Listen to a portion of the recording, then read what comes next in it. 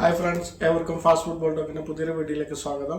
2026 FIFA world cup football മത്സരത്തിന്റെ round 16, അതായത് pre quarter മത്സരങ്ങൾ ഇന്ന് മുതൽ ആരംഭിക്കുകയാണ്.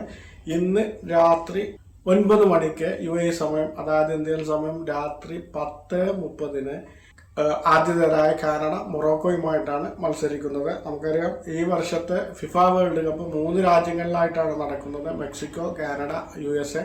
ഇതിൽ ഒരു ആതിഥേയരായ കാനഡയുമായിട്ടാണ് മൊറോക്കോയുടെ മത്സരം.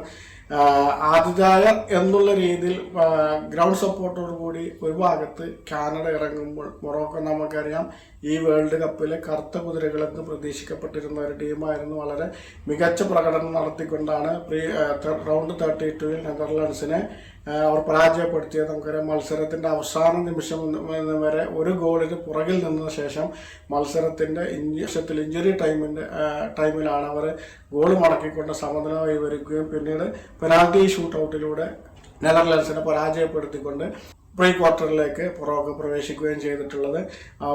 അതുകൊണ്ട് തന്നെ ശക്തമായ ഒരു മത്സരം തന്നെ ഇരു ടീമിന്റെ ഭാഗത്തും ഉണ്ടാകും നമുക്ക് പ്രതീക്ഷിക്കാം.